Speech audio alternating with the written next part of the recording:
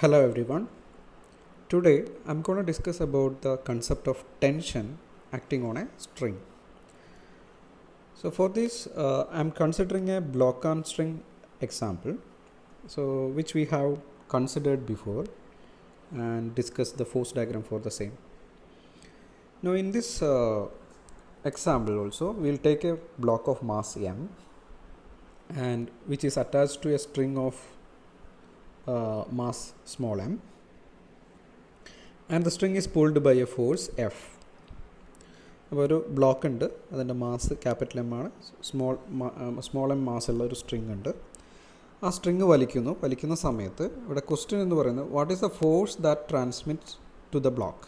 നമ്മൾ കൊടുത്ത ഫോഴ്സ് എഫിൻ്റെ എത്ര ഭാഗമാണ് സ്ട്രിങ് ബ്ലോക്കിലേക്ക് കൊടുക്കുന്നത്, ഇതാണ് question. Okay, so as before ഈ ഒരു സിറ്റുവേഷനിൽ നമ്മൾ ഫോഴ്സ് ഡയഗ്രാം വരയ്ക്കും. ഓക്കെ, ഫോഴ്സ് ഡയഗ്രത്തിൽ നമുക്കറിയാം ഈ ഒരു പോയിന്റിൽ there are to bodies which is interacting.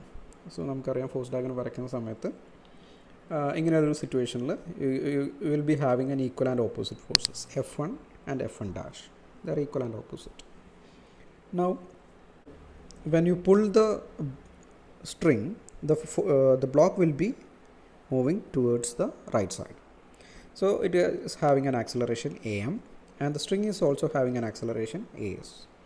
The F1 എന്ന് പറയുന്നതാണ് സ്ട്രിങ് ബ്ലോക്കിലേക്ക് കൊടുത്ത ഫോഴ്സ്, അതാണ് നമുക്ക് കണ്ടുപിടിക്കേണ്ടത്. ഓക്കെ, F1 ഡാഷ് എന്ന് പറഞ്ഞാൽ ഇത് റിയാക്ഷൻ ഫോഴ്സാണ്, അതായത് ബ്ലോക്ക് സ്ട്രിങ്ങിൽ കൊടുക്കുന്ന ഫോഴ്സാണ്. ഓക്കെ, നൗ ഈ ഫോഴ്സ് ഡയഗ്രത്തിൽ നിന്ന് നമുക്ക് എഴുതാൻ പറ്റും എന്താ, ഈ ഒരു ബ്ലോക്ക് കൺസിഡർ ചെയ്യുകയാണെങ്കിൽ ഇതിൽ അനുഭവപ്പെടുന്ന ഫോഴ്സ് F1 ആണ്. ദാറ്റ് ഈസ് ഈക്വൽ ടു, വേറെ ഫോഴ്സസ് ഒന്നും ഇതിൽ അനുഭവപ്പെടുന്നില്ല. So that is equal to ബ്ലോക്കിൻ്റെ മാസ് ഇൻറ്റു ബ്ലോക്കിൻ്റെ ആക്സലറേഷൻ. നൗ ഈ ഒരു സ്ട്രിങ് കൺസിഡർ ചെയ്യുകയാണെങ്കിൽ അതിൻ്റെ ലെഫ്റ്റ് സൈഡിലേക്ക് ഒരു റിയാക്ഷൻ ഫോഴ്സ് ഉണ്ട്, അതായത്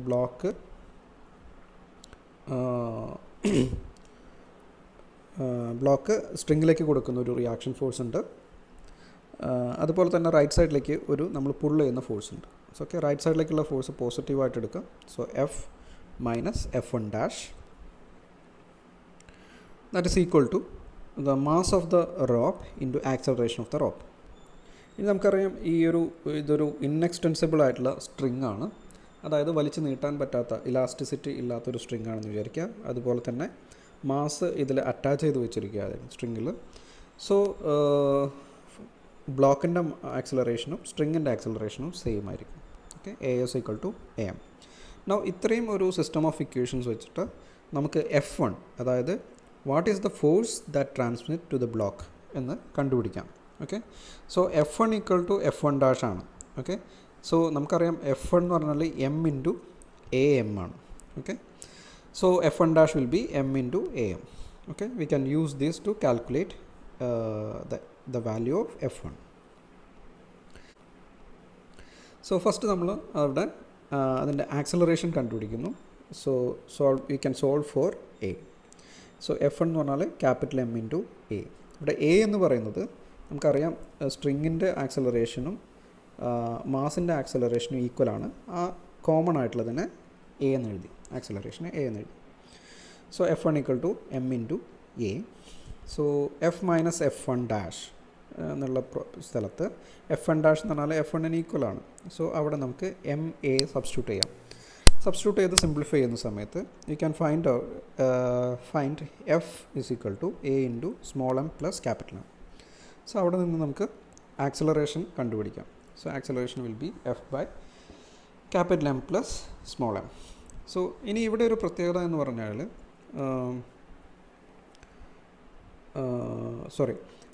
ഇവിടെ നമുക്ക് F1 equal to F1 dash എന്നുണ്ട് അല്ല, according to Newton's third law. അപ്പം ശരിക്കും ഇതൊരു നെഗറ്റീവ് സൈൻ ഉണ്ട്, നമ്മൾ അതിൻ്റെ ഡയറക്ഷൻ കൺസിഡർ ചെയ്യുന്നില്ല, ഇപ്പം മാഗ്നിറ്റ്യൂഡ് മാത്രമാണ് ഇക്വേറ്റ് ചെയ്യുന്നത്. ഓക്കെ, സോ F1 നമുക്കറിയാം M ഇൻറ്റു A ആയിരുന്നു. A എന്ന് പറഞ്ഞാൽ നമുക്കിപ്പം കിട്ടിയിട്ടുണ്ട്, ഇത് ഇവിടെ സബ്സ്റ്റിറ്റ്യൂട്ട് ചെയ്യാം. So this is A. So we'll get a F1. F1 is the force that transmit to the block. Okay. Now നമുക്കറിയാം denominator always greater than capital M ആണ്. കാര്യം ഇത് ഇവിടെ ഡിനോമിനേറ്ററിലുള്ളത് ബ്ലോക്കിൻ്റെ മാസും അതുപോലെ തന്നെ സ്ട്രിങ്ങിൻ്റെ മാസിൻ്റെ സമ്മാണ്. That will be always greater than the mass of the block. Okay, അപ്പോൾ ഇങ്ങനെ ഡിനോമിനേറ്ററിൽ ഒരു ലാർജർ ക്വാണ്ടിറ്റി വരുന്ന സമയത്ത് ഈ റേഷ്യോ എപ്പോഴും 1-നേക്കാട്ടിലും കുറവായിരിക്കും. ഓക്കെ, സോ അതുകൊണ്ട് തന്നെ നമുക്ക് പറയാം F1 will be less than capital F. Okay, less than or equal to ആവുന്ന കണ്ടീഷൻ എപ്പോഴാണ് വരുന്നത്?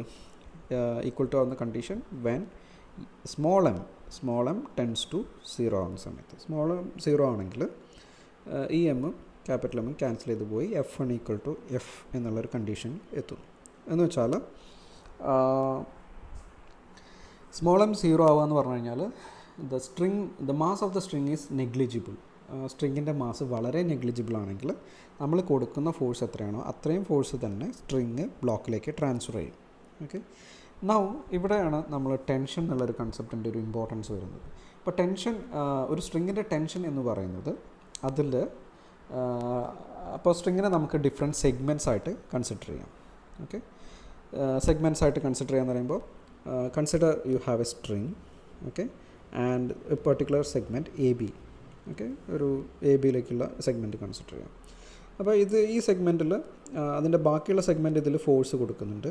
അതുപോലെ തന്നെ ഓരോ സെഗ്മെൻറ്റും each section pulls the section to the either side of it. അതിനെ രണ്ട് സൈഡിലേക്കും വലിക്കുന്നുണ്ട്.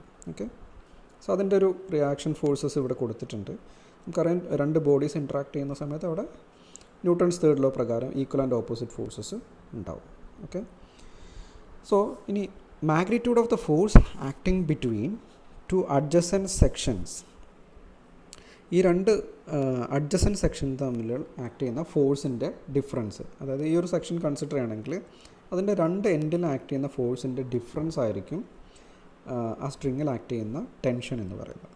ഓക്കെ, ഇപ്പോൾ ഫോർ എക്സാമ്പിൾ ഈ ഒരു പോയിൻ്റ് എടുക്കാൻ നിൽക്കാം, എ എന്നുള്ളൊരു പോയിൻ്റ് എടുക്കാം. എ എന്നുള്ള പോയിന്റിൽ ലെഫ്റ്റ് സൈഡിൽ അതിന് ഫോഴ്സസ് ഒന്നും അനുഭവപ്പെടുന്നില്ല, റൈറ്റ് സൈഡിലേക്കൊരു ഫോഴ്സ് അനുഭവപ്പെടുന്നുണ്ട്. സോ ആ സെഗ്മെൻറ്റിൽ അനുഭവപ്പെടുന്ന ഫോഴ്സിൻ്റെ ഡിഫറൻസ് പറഞ്ഞാൽ F - 0. So F will be the tension acting at A. Okay, ഈ സെഗ്മെൻറ്റ് എടുക്കുകയാണെങ്കിൽ അതിൻ്റെ റൈറ്റ് സൈഡിൽ F1' ഉണ്ട്, ലെഫ്റ്റ് സൈഡിൽ F1' - F1. ഓക്കെ, സോ ഇതായിരിക്കും ഈ സെഗ്മെൻറ്റിൻ്റെ ടെൻഷൻ എന്ന് പറയുന്നത്. ബി എന്നുള്ള പോയിന്റിലുള്ള ടെൻഷൻ എന്ന് പറയുമ്പോൾ റൈറ്റ് സൈഡിലേക്ക് ഫോഴ്സ് ഒന്നും അനുഭവപ്പെടുന്നില്ല, ലെഫ്റ്റ് സൈഡിലേക്ക് F1' അനുഭവപ്പെടുന്നുണ്ട്. അപ്പോൾ ഡിഫറൻസ് F1' ആണ്. So that will be the tension acting at B. So all together tension എന്ന് പറയുന്നത് ഒരു സെഗ്മെൻറ്റിൻ്റെ അഡ്ജസൻറ്റ് സൈഡിൽ അനുഭവപ്പെടുന്ന ഫോഴ്സിൻ്റെ ഡിഫറൻസ് ആയിരിക്കും. Okay, so we also consider another example which is A dangling rope example. Okay, dangling rope എന്ന് പറഞ്ഞു കഴിഞ്ഞാൽ ഈ ഒരു സിറ്റുവേഷൻ വളരെ സിമ്പിളായിട്ടുള്ളൊരു സിറ്റുവേഷനാണ്. യു ഹാവ് എ ട്രീ, ഒരു മരത്തിൻ്റെ ചില്ലയിൽ ഒരു റോപ്പ് കെട്ടി തൂക്കിയിട്ടുണ്ട്. റോപ്പിൻ്റെ ലെങ്ത്ത് L ആണ്, അതിൻ്റെ മാസ് ക്യാപിറ്റൽ M ആണെന്ന് വിചാരിക്കാം. ഓക്കെ, അങ്ങനെയാണെങ്കിൽ ക്വസ്റ്റ്യൻ ഇതാണ്, what is the tension at A distance X from the bottom? ആ റോപ്പിൻ്റെ അറ്റത്ത് നിന്നും X ഉയരത്തിലുള്ള പൊസിഷനിൽ അനുഭവപ്പെടുന്ന ടെൻഷൻ എത്രയാണ്?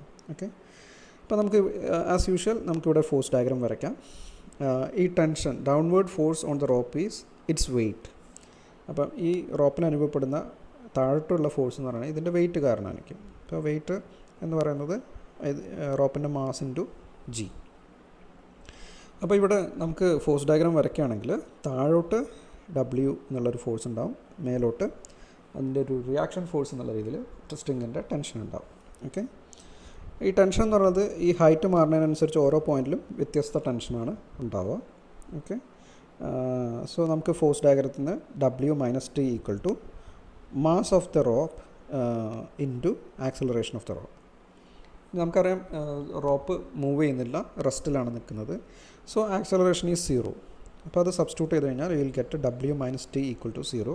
അതിൽ നിന്ന് നമുക്ക് എഴുതാം T tension is equal to weight of the rope.